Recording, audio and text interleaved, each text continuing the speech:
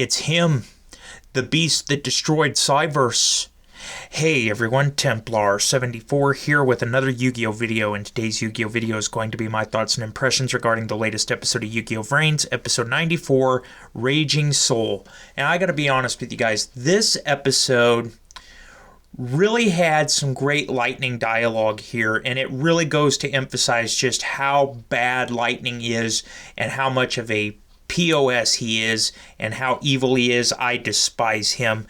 And I really was also not expecting to see the beast that destroyed Cyverse here at the end of the duel either, but we'll talk about that soon enough, spoiler alert. So at risk of further rambling, let's move on to the actual episode. So the episode begins where we left off last week, with Playmaker falling unconscious after his duel with Kusanagi, and we actually see Lightning come up to Playmaker, and he has Jin pick him up and throw him around, and Lightning is just basically saying, come on, Playmaker, wake up. And Lightning does this even though he knows that Playmaker's in no condition to duel, and even when I calls him out on it, Lightning is just like, you should know that it is logical to destroy Playmaker right now because he is weak at this time and he is in no condition to duel, and I will win by any means necessary. So Lightning is really showing what a POS he is and how evil he is by doing this. He's going to destroy Playmaker when he's in no condition to do so. But as he's doing this, we go back to the real world with the Knights of Hanoi, and they've actually been able to remove Lightning's barrier. They've been able to hack into Mirror Link Vrains thanks to the program that Kusanagi had sent them before his duel. And we actually go back to Lightning and Bowman after we see them remove this barrier, and it's actually Bowman that convinces Lightning to stop doing what he's doing to Playmaker, basically saying, if you do this, Lightning, if you cheat your way to victory, humans will never accept or artificial intelligence as the superior. They will never accept you. They will continue to rebel. They will continue to resist. So you need to defeat Playmaker fair and square, and right now they need to take on Revolver and Soulburner, the last two standing, the two that can actually put up a fight right now.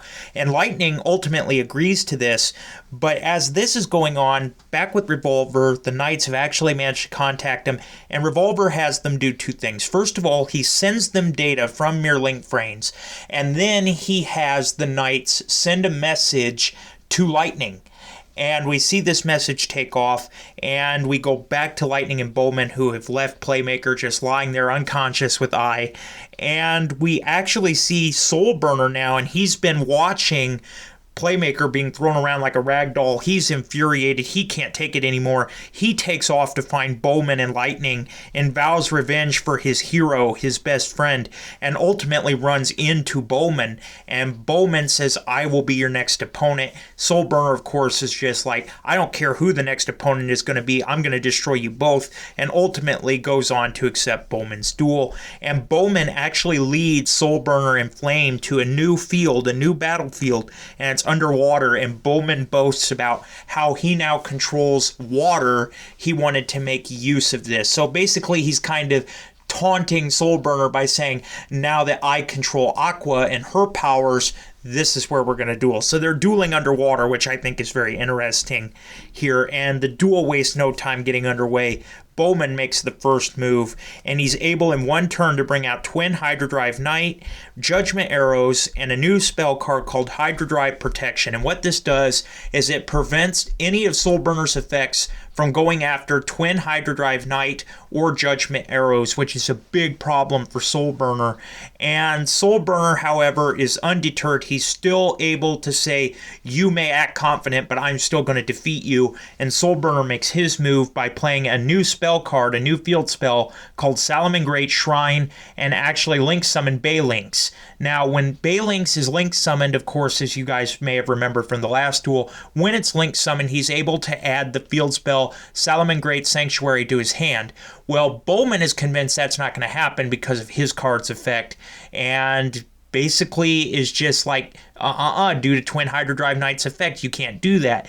But Soulburner basically does one of those screw the rules kind of things, and he basically uses Salamangreat Shrine to say, okay, well, this card prevents that effect, and he's able to add Salamangreat Sanctuary to his hand anyway. And basically we see that Soulburner knew that Bowman's deck was going to be a problem, so he anticipated countermeasures to deal with the effect of not being able to use fire effects due to Hydrodrive Knight. So it's very interesting that Soulburner had thought about this and actually come up with a counter to this strategy, which I think is very impressive for Soulburner.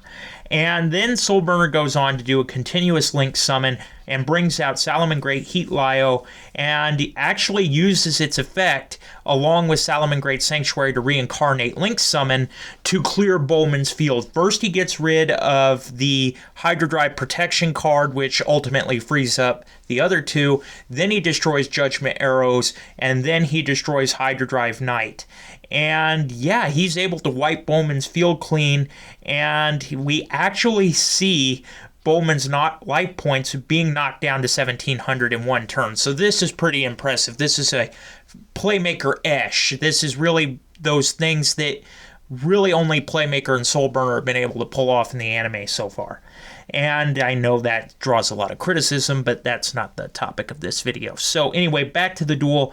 Bowman is knocked back, and he actually is still undeterred. In fact, he even goes on to compliment Soulburner, much like he did with Blue Maiden, basically saying, "Your duel shines, and I shall answer by showing you my full power."